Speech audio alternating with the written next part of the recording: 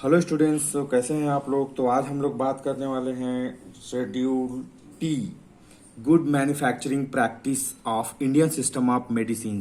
तो जो भी इंडियन सिस्टम ऑफ मेडिसिन है लाइक आयुर्वेदा, सिद्धा, यूनानी, उसके लिए जब हम गुड मैन्युफैक्चरिंग प्रैक्टिस की बात करते हैं, जीएमपी की बात करते हैं, जिसमें शेड्यूल टी होता है, तो शेड्यूल टी के अंतर्गत ऐसे कौन कौन से पॉइंट्स हैं जिनके बारे में हमें डिस्कस करना चाहिए, राइट। तो आइए बात करते हैं शेड्यूल टी जीएमपी, राइट। सो आज का टॉपिक है schedule T, good manufacturing practice of Indian system of medicine, right. So schedule T क्या होता है ये जानते हैं पहले। Schedule T typically refers to a regulatory document outlining specific requirements for good manufacturing practices GMP in pharmaceutical manufacturing of Ayurveda, Unani, Siddha, ensuring the quality and safety of medicines, right. So ये जो system है, जो Indian system of medicine है, आयुर्वेदिक, यूनानी and सिद्धा, उनको उनके formulations को जब फॉर्मुलेट किया जाता है किसी भी इंडस्ट्री में, तो उसके लिए कौन कौन से गुड मैन्युफैक्चरिंग प्रैक्टिस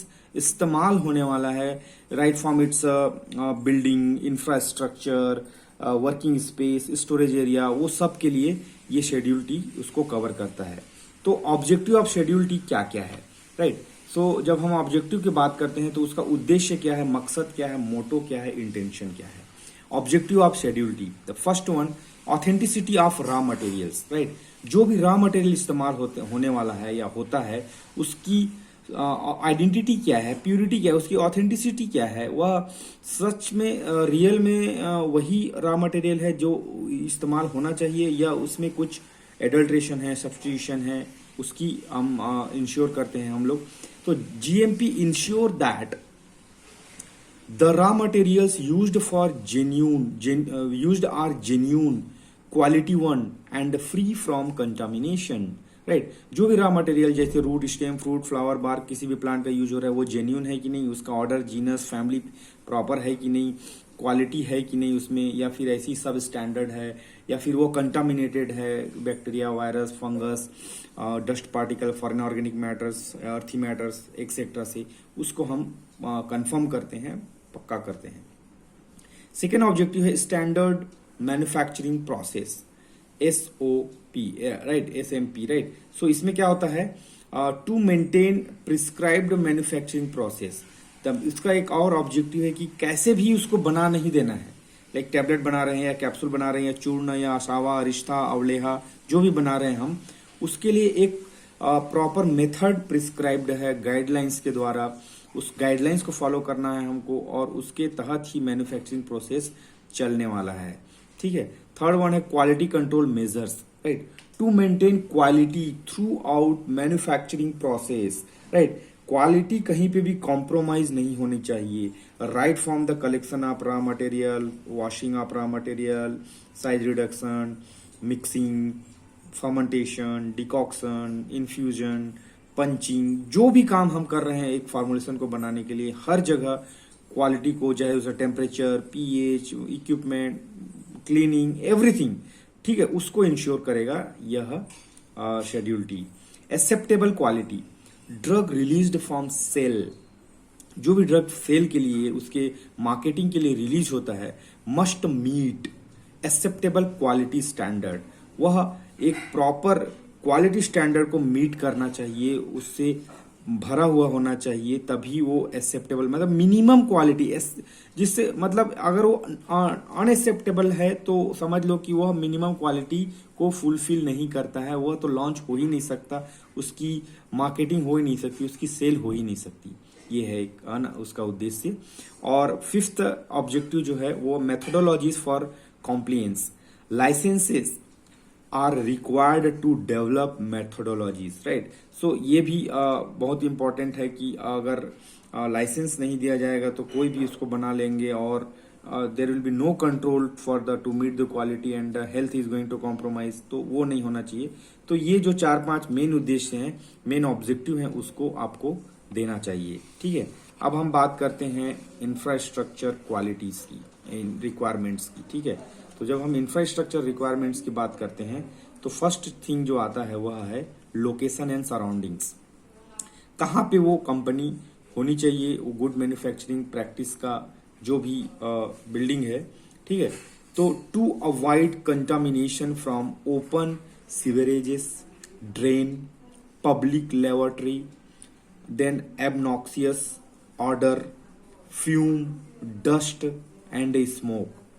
तो ये लोकेशन, ये सराउंडिंग ऐसे जगह रहा, उसके आसपास कोई पब्लिक लेबोरेटरी नहीं होनी चाहिए, कोई सुलभ शौचालय नहीं होनी चाहिए, वहाँ पे कोई ऐसा फैक्ट्री नहीं होना चाहिए जो बहुत लगातार स्मोक होता है, कोई ऐसा सड़क नहीं होना चाहिए जहाँ से डस्ट निकलता है या फिर ट्रैफिक की वजह से फ्यूम और अदर थिंग, राइट। कोई ऐसा दुर्गंध नहीं होना चाहिए जो उसको उसमें जाके सीवरेज या ड्रेनेज, जैसे कि नाली हो, जो गंदी नाली या फिर जो भी सीवेज वाटर होता है सिटी का, वो वहाँ से ना गुजरता हो।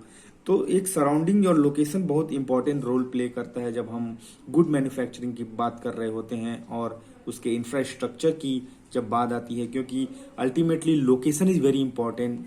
अगर वहाँ पे इस तरह के डिस्टरबेंस रहेंगे तो आपका प्रोडक्ट जो है वो थेराप्यूटिक पर्पस के लिए यूज होने वाला है, it the patients are going to consume it, and यही सब सोर्सेस हैं जहाँ से वो कंटामिनेशन हो सकता है और आपके प्रोसेस में प्रॉब्लम हो सकती है, आपका प्रोडक्ट सही क्वालिटी का नहीं बनने वाला है, ठीक है। इसलिए location and surrounding is very important.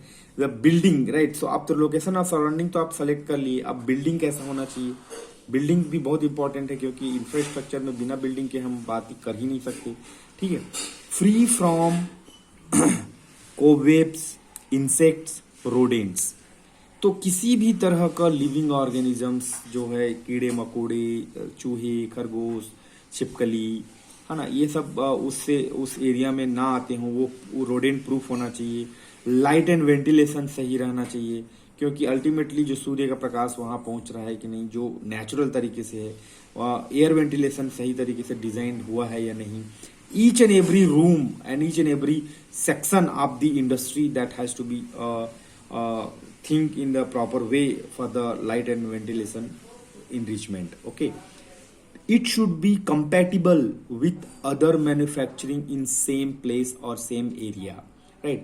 अगर कहीं पे मान लो भट्टी लगा हुआ है जहाँ पे आप मतलब बहुत सारे क्रूड ड्रग्स को जला रहे हैं या उनको बॉयल कर रहे हैं, तो वहाँ से जो धुआं निकल रहा है वह कहीं किसी पाउडर मिक्सिंग वाले एरिया से उसके धुआं आके उसको खराब ना कर दे, मतलब साइमल्टेनियसली और साइड बाय साइड जो काम हो रहा हुआ उसके साथ वो कंपेटेबल होना चाहिए। इस चीज को साइंटिफिकली सोच के उस सेक्शंस को डिवाइड करना होगा, ठीक है।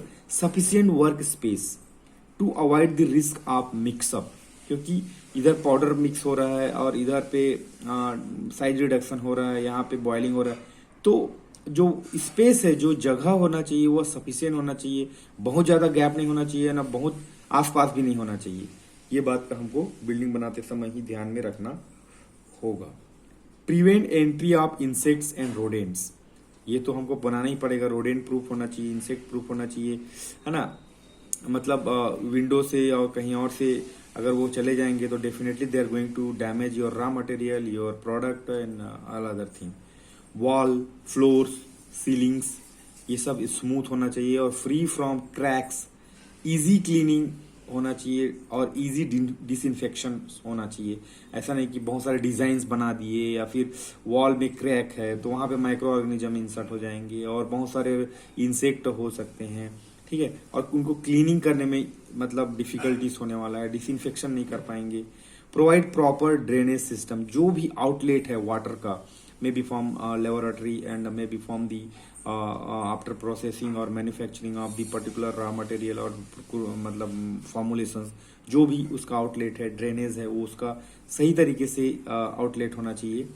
फर्नेस और भट्टी सेक्शंस जो भी है, जहाँ पे हम जलाते हैं क्रूड ड्रग्स को, कई बार ऐश वैल्यू निकालने के लिए, कई बार ऐश भस्मा वगैरह बनाने के लिए, तो it should be covered with tin proof, tin rough, right, covered with tin rough and ventilation should be proper. पहले भी मैं इसकी बात कर चुका हूं तो यहाँ पे है ना। And fire safety major should be proper, right, जब कभी भी आग लग जाती है कंपनी के अंदर या फिर कुछ शॉर्ट सर्किट होता है तो प्रॉपर एग्जिट सिस्टम होना चाहिए। आजकल तो ये सब छोटे छोटे स्कूल में भी दिया जा रहा है और बोला जा रहा है सेफ्टी मेजर्स क्या है उसके लिए, राइट।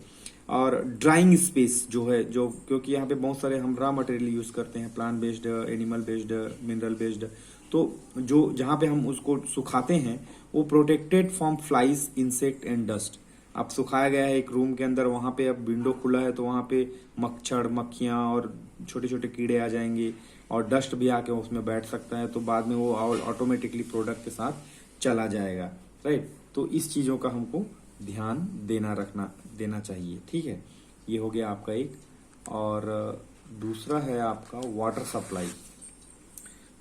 1 2 हो गया। तो water supply and working space के बारे में जब हम बात करते हैं तो उसको दूसरे वीडियो में देखेंगे, ठीक है।